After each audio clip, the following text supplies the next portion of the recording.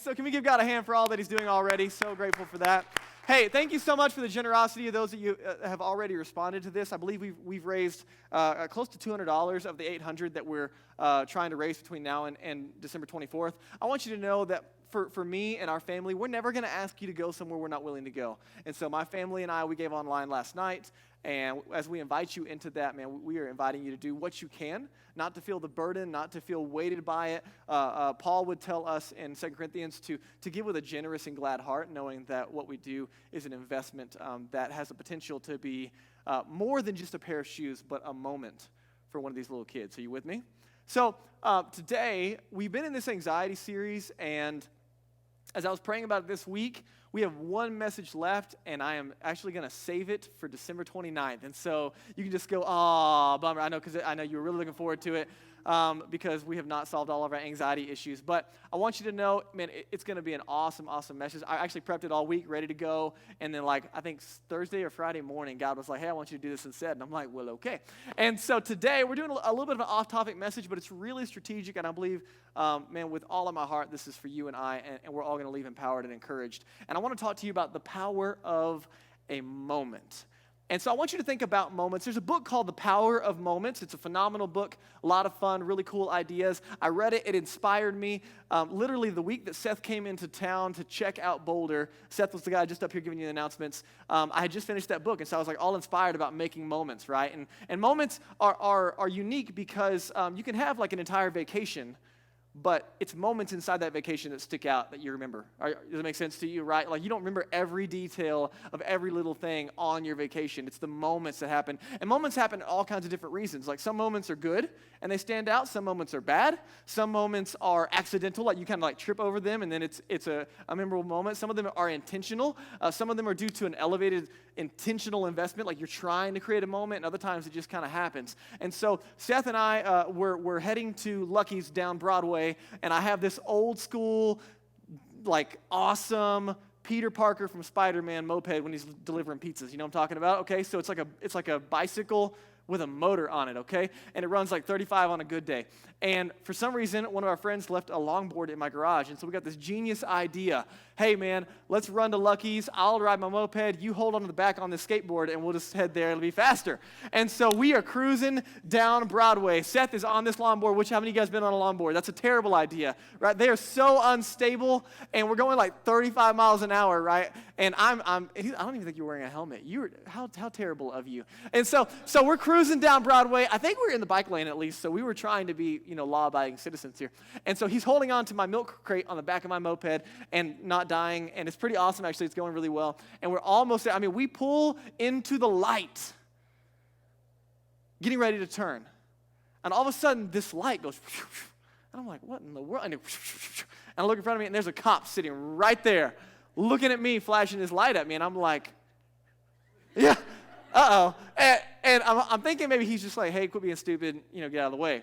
Well, then the light turns green, we go in, he follows into the parking lot, I'm like, oh man, Seth's getting arrested, And so we pull in, and I don't know, so he's actually a really nice guy, and I plan on taking him a bag of cookies one day because he was so awesome about it. But he was like, are you guys idiots? And I'm like, that's debatable. We're going to go with yes. And so, he's like, this is illegal. I'm like, actually, no, I did not know that it was illegal to hold on to a moped on a skateboard and going down the road. And so we had this entire conversation, and we're like, we promise, officer, we had no idea this will not happen again. And then he looks at my driver's license. I think he thinks I'm 16, and so he's ready to call my parents. And he looks at my license, and he's like, are you serious? You're 30 years old, and you're still an idiot? And so then I think I just lost all of his respect, right? He's like, I'm done with you. All right, that was a moment, right? And so Seth afterwards is like, man, you're taking this Power of Moments book seriously. And I'm like, that was totally accidental, but we'll never forget it, right?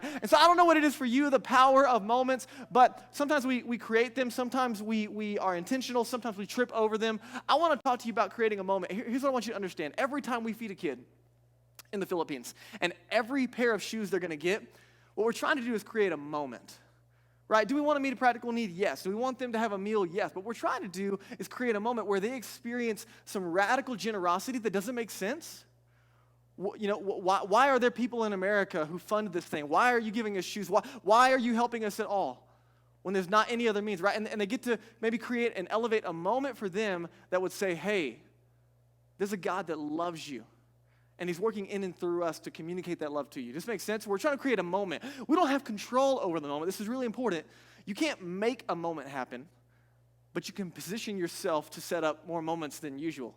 And so what I want to invite you into today is I genuinely believe that everyone in the room can walk into the rest of this week with the power of a moment. And I believe that if you and I will leverage the power of a moment, to be honest, I'm anticipating multiple moments this week where you're going to have an opportunity to engage someone in a way, to love them in such a way that it's going to elevate something for them, maybe through a Christmas Eve invite or a Rayback invite, or you use that Starbucks gift card to be a blessing to someone. And as you extend one of those moments, it does something that you can't do on your own, and I believe it has the potential to lead to life change. Does this make sense? And so we're going to talk about the power of a moment today. Here's how the author in that book defines a moment. He says a moment is a short experience that is both memorable and meaningful. And so as we create moments for those kids, we're praying, God, would you use that to show something bigger going on? And what I want to do is I want to help you create at least one moment this week. And so there are cards sitting in your seat. Man, listen, I want you to take it. I love you. That Starbucks gift card is not for you, okay? It is for you to love and serve someone else well this week. I'm equipping you with at least the ability to do that. And so as we get into our conversation today, I'm really, really anticipating where this is going to take us, and I'm really excited about it. And so you guys are going to have to, there's going to be a little bit of participation, if you will, okay, as we get into it. Today's conversation is out of the book of Mark. It'll be on the screen for you. Mark chapter 2 is where we're going to be, and it's written from a guy named Mark. And what you need to know, if you're not a follower of Jesus, Mark wrote down firsthand from Peter the accounts and the life and the historical documentation of Jesus, okay? And so Peter was one of Jesus' closest friends. You see Peter all the time when you read the stories of Jesus. He was always there. Jesus had 3 really, really, really close friends, and Peter was one of them. And so Mark is writing down all of the stories from Peter, and so that's why we have the book of Mark. It's really, really helpful. And normally, as we press into a conversation like this, we're going to spend time looking at Jesus. I love that we can park on Jesus, learn from Jesus, and let that fill our lives. But today, we're kind of taking a spin out of Mark 2, and we're actually looking at the actions of 4 other guys because of who they believe Jesus to be. Now, this is really important. We're going to watch 4 guys do something absolutely crazy because of who they believe Jesus to be. What I want to help you understand today is our belief determines our behavior. Our belief is directly connected to our actions. And what we're going to watch is these guys are going to live in a certain way because of how their thought process is lining up of who Jesus has said he was and if they believe him. And genuinely, guys, as I invite you into this, I want you to think that does my belief line up with my behavior? I believe that we would create more moments if we were willing to trust God and stretch ourselves just a little more. And I realize some of you are not followers of Jesus in the room, and so as we have this conversation, what I want to invite you into is how crazy this story is and how crazy the response from Jesus is in this moment, okay? And man, I'm so excited. It's going to meet us right where we are. And so in Mark chapter 2, it's where we're starting, verse 1, it says, when Jesus returned to Capernaum several days later, the news spread quickly that he was back home. How many of you guys traveling for the holidays? Anybody?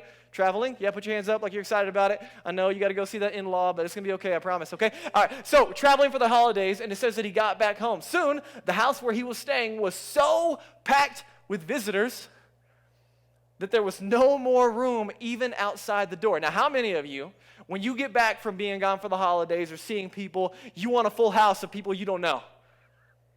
Like nobody, right? Like you don't even really want any of your family to be there, right? Like, if I can just leave my kids on the plane, and no, not really.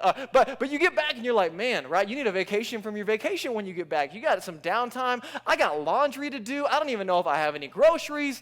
And for us, I look at this situation and I'm like overwhelmed for Jesus. I'm like, man, he just got back home. He's probably tired. He doesn't have any PB&Js ready for anybody. I mean, he's not ready to host. I mean, this is a big deal. And what I want you to watch in a minute is Jesus' response is not frustration and it's not inconvenience, it's compassion. It's compassion. And listen, if you're not a follower of Jesus, I need you to hear me very clearly. This is for you. That Jesus, over and over again, every time we see him encounter the people around him, he is filled with compassion over inconvenience. And what that means for me and you is no matter what we're bringing to the table, no matter how inconsistent we've been, no matter how much baggage we have internally, no matter how much junk we have in our past that we think is unforgivable, no matter what we are coming to with our doubts and our what ifs and our uncertainties and our anxiety, Jesus is just filled with compassion when he meets us in that place. And I want you to know, Jesus met me with compassion at 15 years old, and he continues to meet me with compassion every day of my life. And if you're not a follower of Jesus, he wants to meet you where you are with compassion. He's not expecting you to change. He's simply inviting you to follow him. If you're a follower of Jesus in the room, you need to know, no matter how hard the week has been and how inconsistent the relationship has been, he's filled with compassion over frustration. Now, here's the question that I ask when I think about that, because as a follower of Jesus, I want to continue to be like him and let him change me and let him grow me. What if the moments that are perceived for me as inconveniences are actually opportunities? Let me say it again. What if, for me, the moments that are typically an inconvenience are actually opportunities? I believe Jesus has the eyes to see that in the moment. This could be an inconvenience, but rather he engages it as an opportunity. Part of creating moments is being able to recognize the moment. Does this make sense to you? Right? Part of creating the moment is having the eyes to see that maybe this inconvenience is bigger than what I see. Let me give you an example. This week, I'm at the gym. You can clearly tell. Been getting swole, and I'm working out. Finally, not sit. We're there, and I'm grinding. And you know, like the gym's kind of that weird, like, you don't buddy a lot, right? Like, especially if you're a dude. And so I'm there, and I'm doing my thing and getting back into it. I'm in the middle of my superset, and I'm hitting that bench hard. And this guy walks out after I'm done with my set, and I got 60 seconds, right? Got to get that 60 seconds or it doesn't count. And so 60 seconds to my next rep, and this guy named Sean walks out, and I didn't know his name was Sean at the time because I forgot his name. And so you're welcome. Okay, just permission for you not to always have it all together, okay? So I'm like, hey, I know that guy, but so, he gives me the up nod from across the room, and I give him the up nod like you do because you're manly. And that's it. We just up nod, and I got headphones in, and I'm 60, so I'm back. I got my other set, okay? And then he like bounces around, and he's doing his thing, and I'm doing mine. And then like he's there again, and he looks at me again, and I'm like, hey, man, right? And hey, cool. All right. So we've seen each other before, but it was like just a moment. And so then in that moment, I'm like, what if this is a moment? But not like one of those weird Lady and the Tramp moments, you know what I'm saying? Like, we're not talking about that, okay? Like, not that kind of moment. What if this is an opportunity? And so I'm in the middle of a set, and I'm like, hey, man, it's good to see you again. Remind me of your name. He's like, hey, it's Sean. Remind me of yours. I'm Drake. Hey, it's good to see you, man. How you doing? Right? And just got shooting the breeze, whatever. And so, cool. That's it. I don't know where this is going, right? And all of a sudden, like, it turns into a conversation, which I wasn't shooting for, right?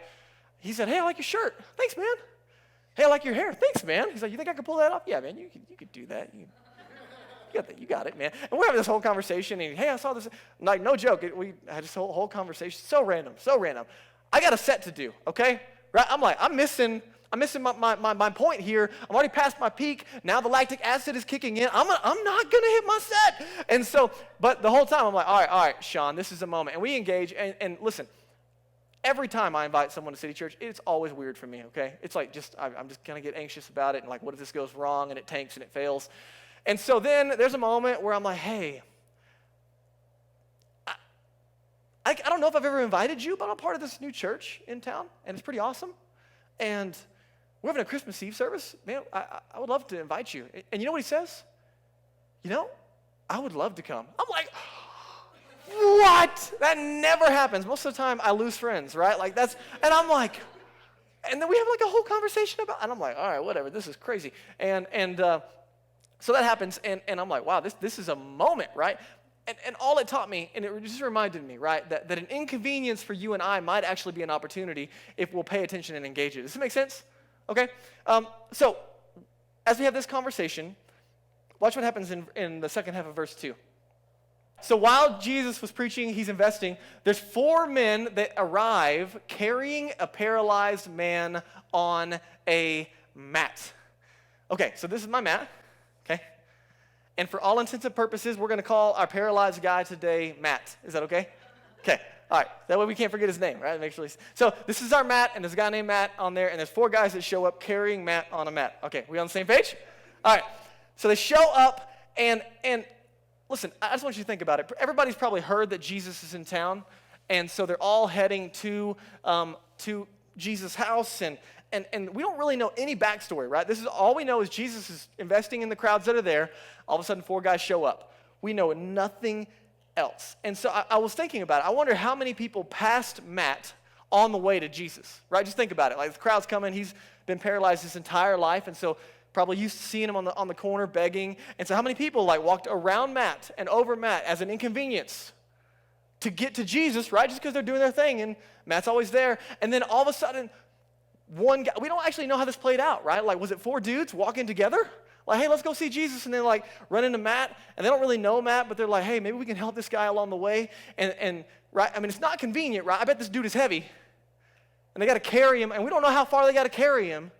And it's not like they could throw him in the back of their VW Bug and like trek him there. I don't know why they have a bug, by the way, but that's just what you have when you were in Jesus' time, is bugs, okay? Because they're all right, anyway. All right, so let's just say that they grab him and they take him to Jesus, right? I mean, we don't know. Or was it one guy, right? This one guy named John who was there, and he's like, hey, and maybe Matt asked for help, and John's like, I'm kind of in a hurry, but then he's like, and maybe he kind of had this moment, right? Kind of like, maybe I should really help this guy. And then other people are going, hey, can you help me carry Matt? Can you help me carry this guy? Hey, can you help me carry this, right? And maybe he stopped 3 other people, and they don't even know each other.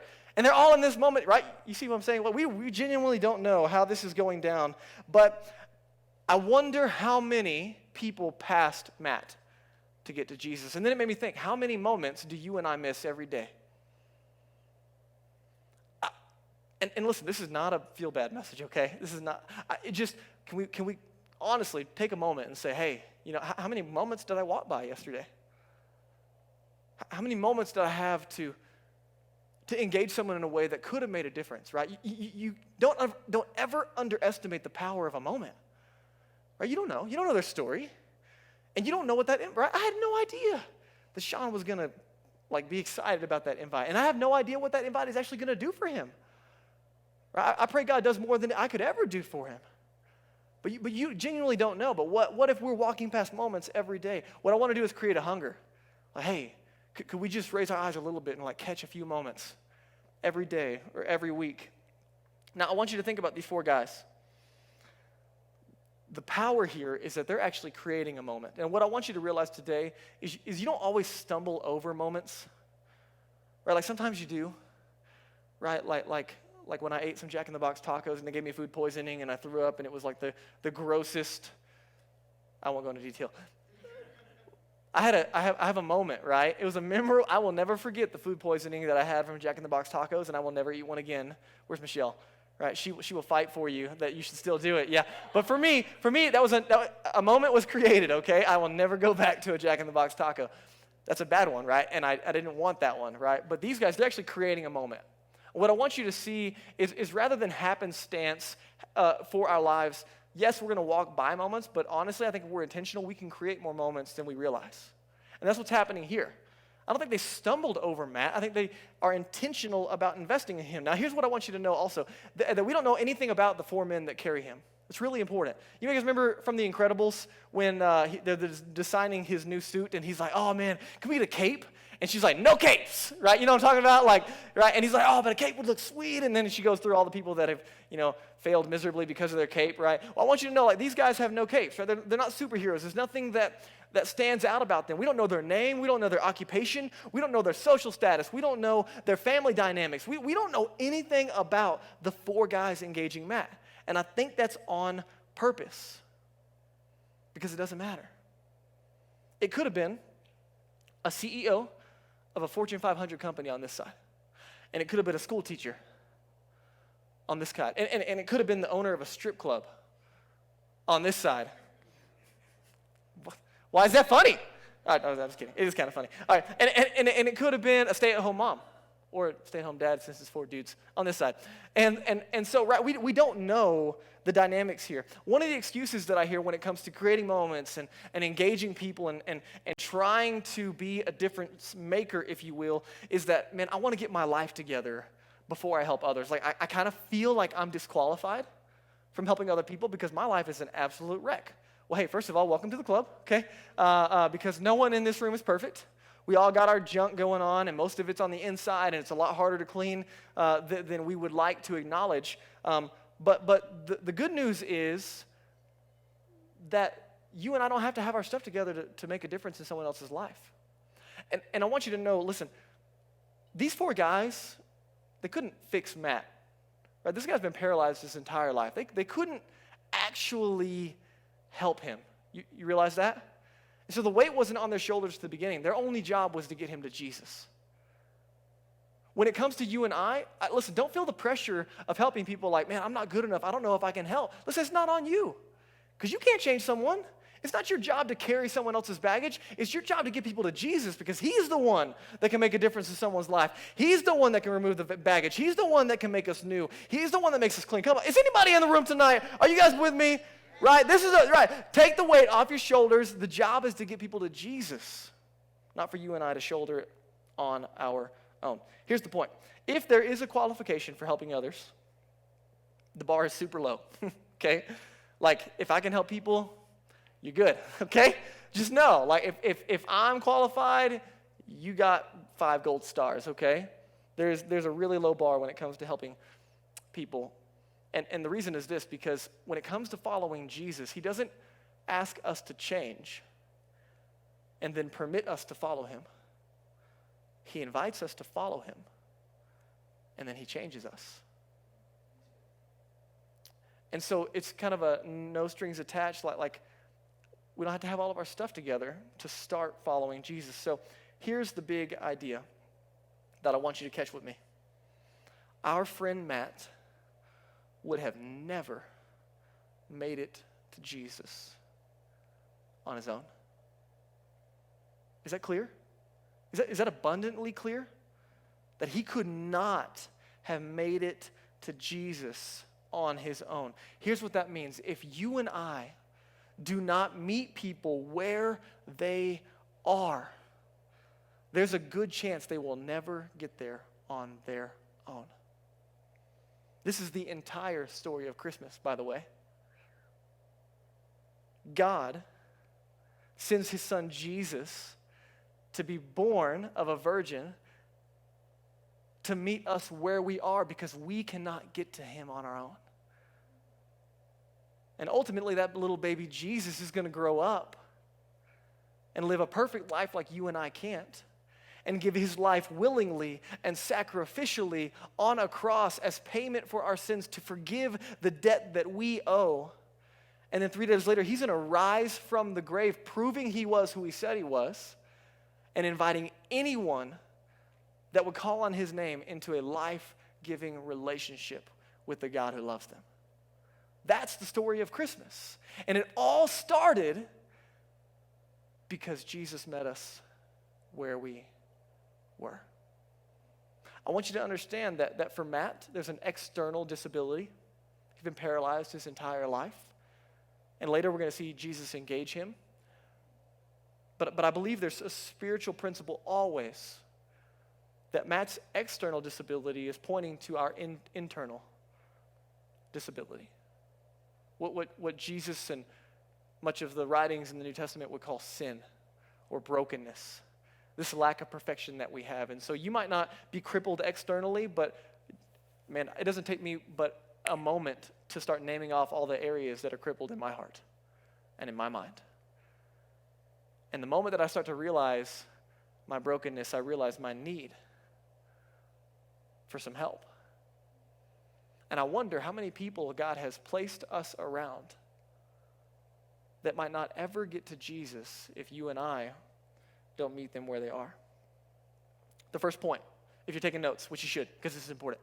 Meet people where they are. Oh, look at that. It's already there. Meet people where they are. Our mission is to help people find their way to God from where they are. You know what that means? That we got to meet them where they are if we're going to help them find their way to God from where they are.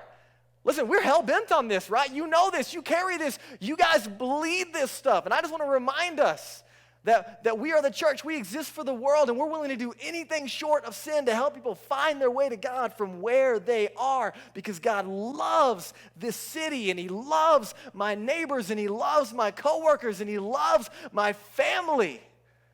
And it all starts because he loved me. Man, I'm so grateful for that, and I want to share that with the world. I'm inviting you to as well. Don't overthink it and don't overcomplicate it. You're just as qualified as anybody else in the room. How many of you have ever had a moment because of Jesus in your life? Come on. Lift up your hand. Just let us see. Come on. How many of you have ever had a moment? Oh, yeah. How many of you have had a moment not only because of Jesus, but because God used someone else in your life to create a moment? Come on. There it is. Come on. Somebody excited? How many of you would like for God to use you to be a moment maker in someone else's life? Woo! Come on, somebody. Can we get excited? Put your hands together. Put your hands together. Listen, I'm telling you, you can be a moment maker. You can be a moment maker. Not because of anything that you have, because of what God can do through you. I just hit my iPad a bunch of times, and I have no idea where I am on my notes anymore. That was a bad idea. Okay. Point number 2, verse 4. Here we go. Verse 4. So they get there carrying this guy to Jesus. Then they couldn't bring him to Jesus because of the crowd. Everybody say crowd.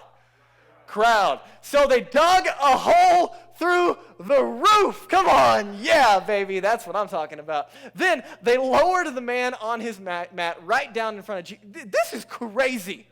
Okay, I just want you to imagine. They get there, right? And again, we don't know, like, if they're buddies, if they came together, if they don't know, right? I'm wondering, did someone come with a toolbox, right? Can you imagine they get there and the house is full, and they're like, oh man, now listen, this would be a good time to give up, right?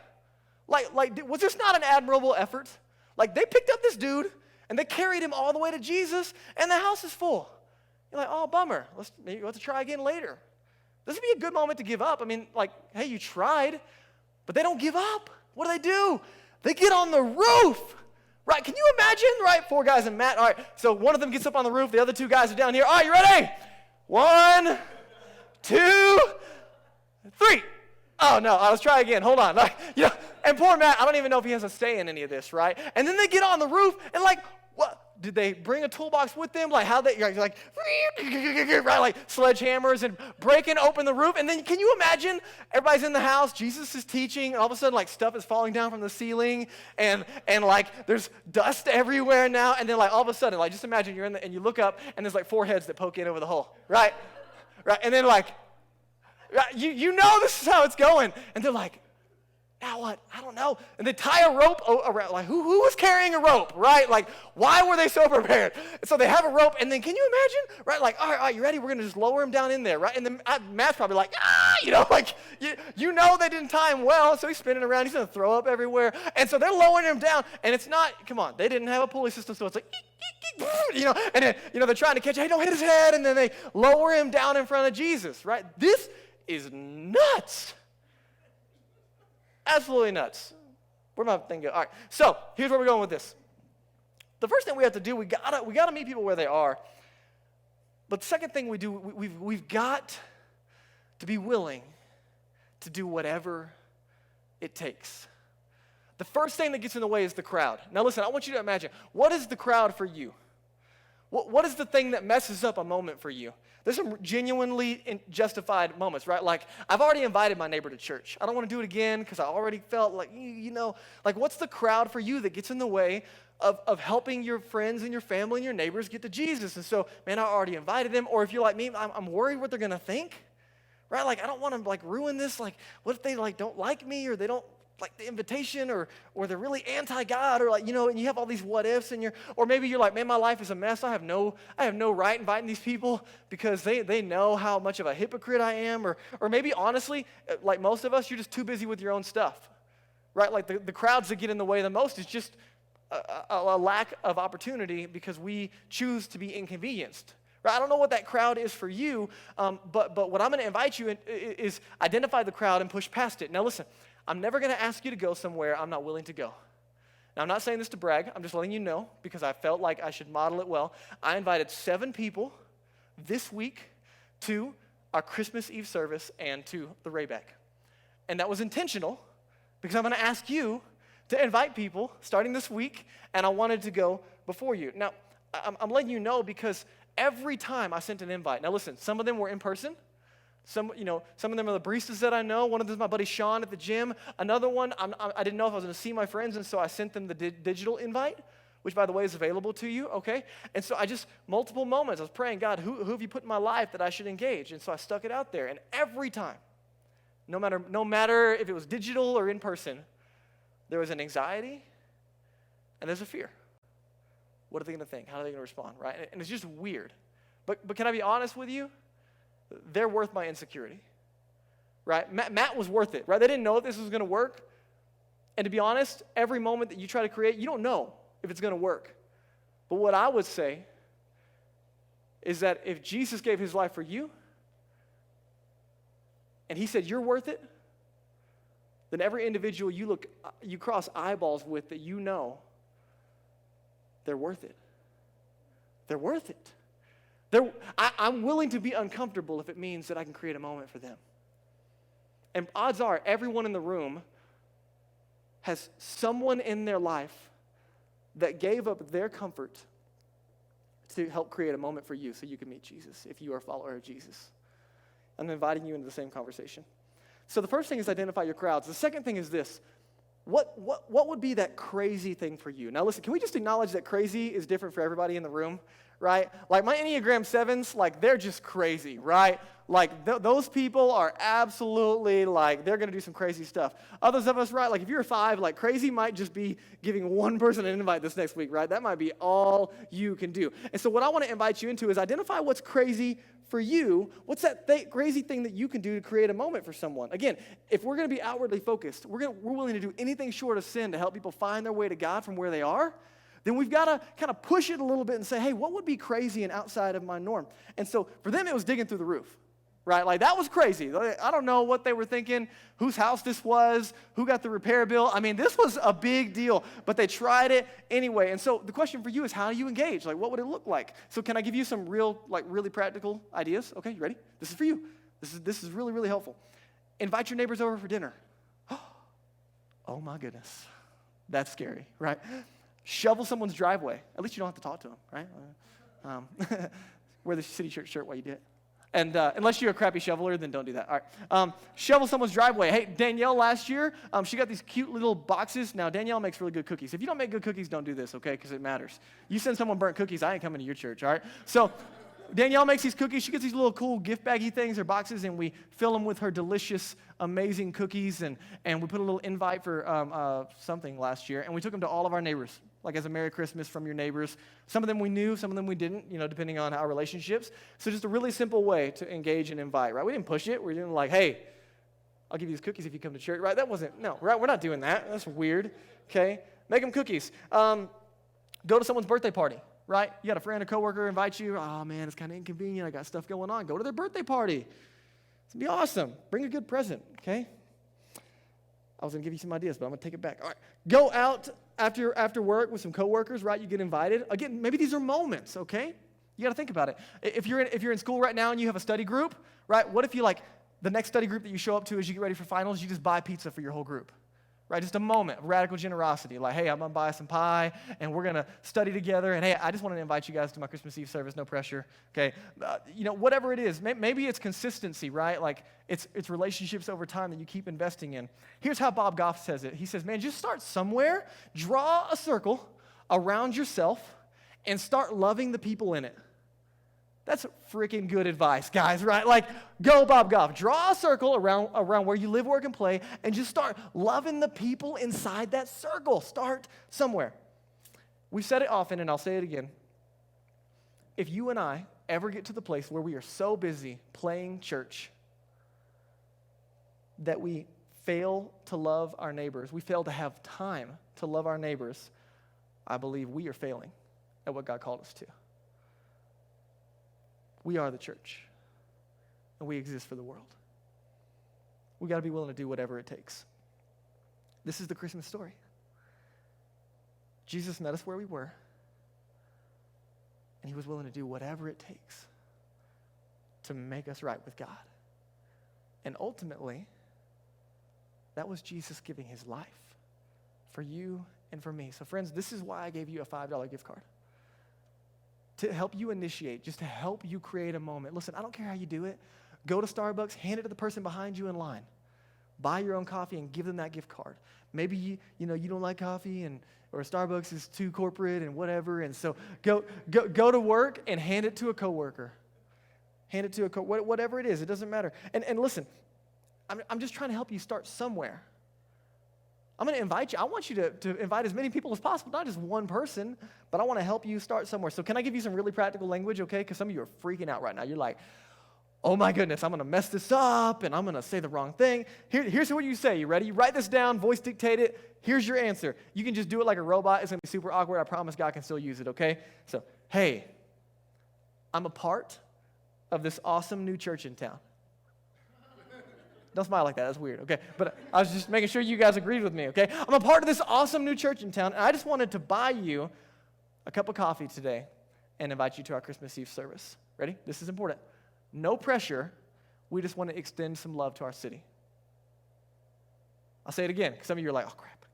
All right. Hey, I'm a part of this awesome new church in town. You guys just, all right, fine. That's fine. I'm a part of this awesome new church in town, and I just wanted to buy you a cup of coffee and invite you to our Christmas Eve service. No pressure. We just want to love on our city this week. There you go, right? And if they say, oh, tell me more about it.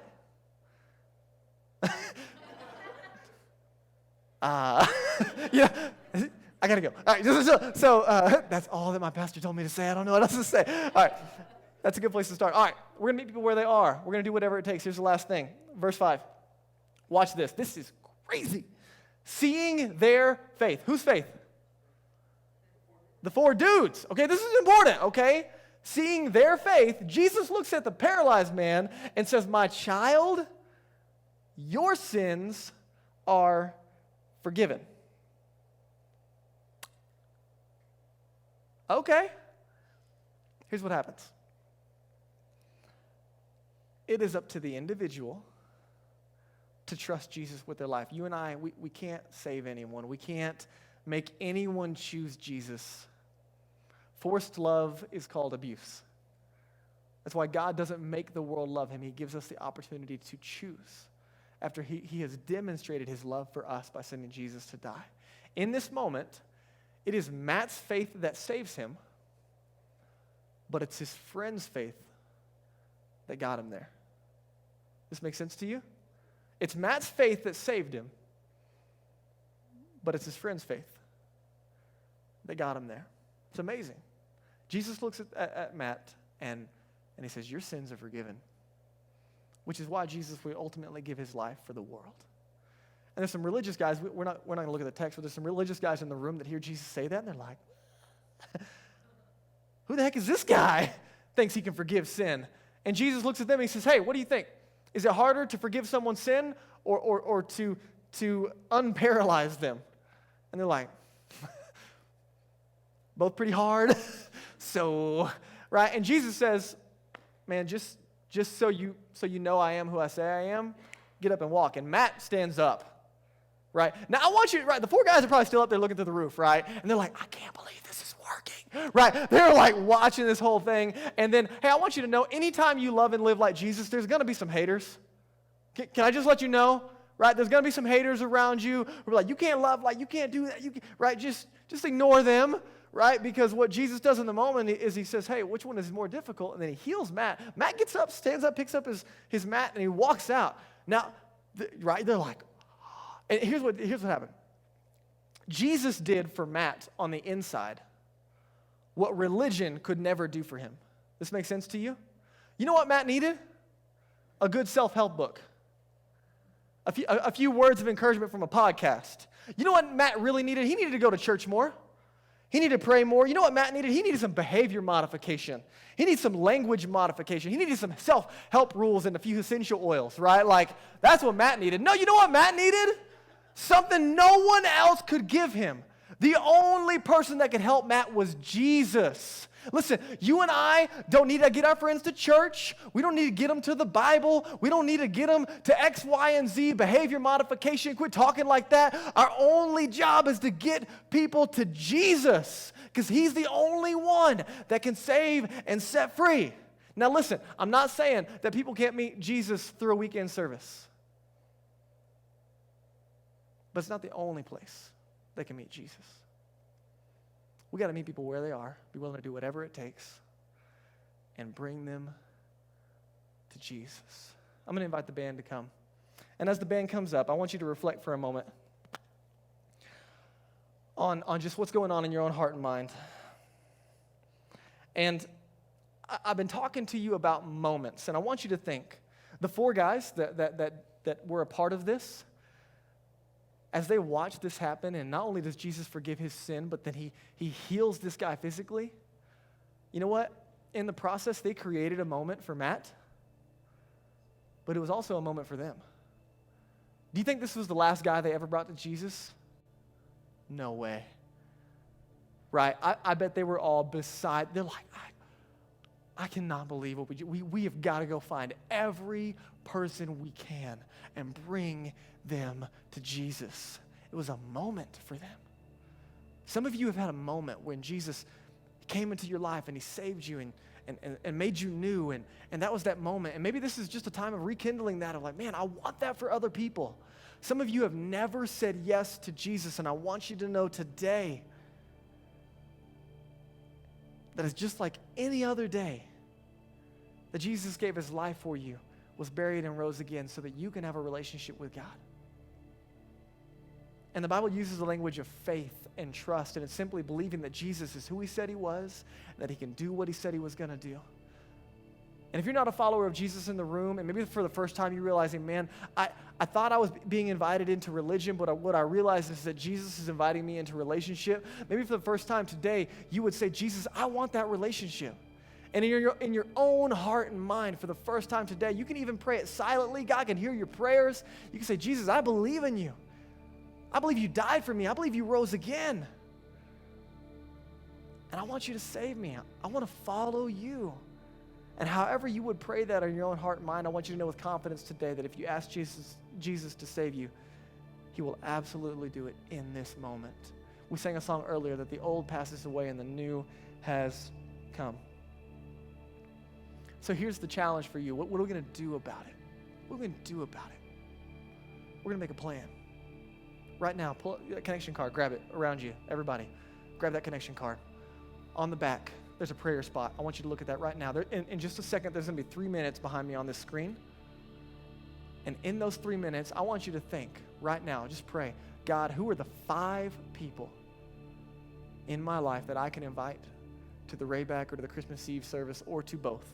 Now listen, I know some of you are going to go out of town, right? You're not going to be here for Christmas Eve and you're like, oh man, should I really? Listen, do not underestimate the power of a moment. You can be a moment maker this week by a simple invitation, by loving and serving someone. And they might come to the Christmas Eve service without you, but it doesn't mean that their story's not changing without you. And so over the next couple of days, whether you're going to be in town or not, if you need a card, look around, find one. There's pens. We can get it. I want you on the back on that prayer spot, I want you to write down the 5 names of the 5 people. Just take some time. There's going to be 3 minutes for you to really reflect on this. And if you will turn that connection card in to the boxes in the back after service, our staff will pray over every single name that you put down on those cards. Because we believe that prayer is the first response, not the last resort. We believe that God will be prepping you and them for those moments this week. And so you write down 5 names. Maybe you're like, man, I only got 3. What I want you to do is write down those 3 names. And then I want you to pray, God, would you give me 2 more moments this week of random people that I don't even know to give me an invite. 5 people between now and Christmas Eve that I'm asking you to personally invite to City Church. Now, listen, don't miss it. Just because they don't come to Christmas Eve doesn't mean that your investment is not valuable. The goal is to get them to Jesus, not a service, okay? And your love over the next couple of days has the ability to change that. And so as this timer goes up, maybe part of this prayer time is surrendering the fear and anxiety that come with inviting people. And maybe you take a moment right now and say, God, I'm freaking out about this challenge, but I want to make a difference and I want to be a moment maker. I'm going to pray for you, and then we're going to take 3 minutes, okay, and reflect. And Daniel's going to play behind me, okay? God, thank you so much for this room. Thank you for every individual here. Man, I know that they love you, those that are followers of Jesus, and they love this city. Man, I thank you for my friends in the room that are not followers of Jesus, and I pray that your love is screaming in such a big way that it's overwhelming, like it was for me at 15. And if anyone is in this room and they've never said yes to you, I pray today would be the moment that they say yes to you and their lives would never be the same. Would this be the moment that changes every moment for them? And for the rest of us, God, would you give us 5 opportunities to create moments for others, to meet people where they are, be willing to do whatever it takes, and bring them to you. We go into this week with faith and anticipation that you are going to use us to be moment makers. It's in Jesus' name, amen.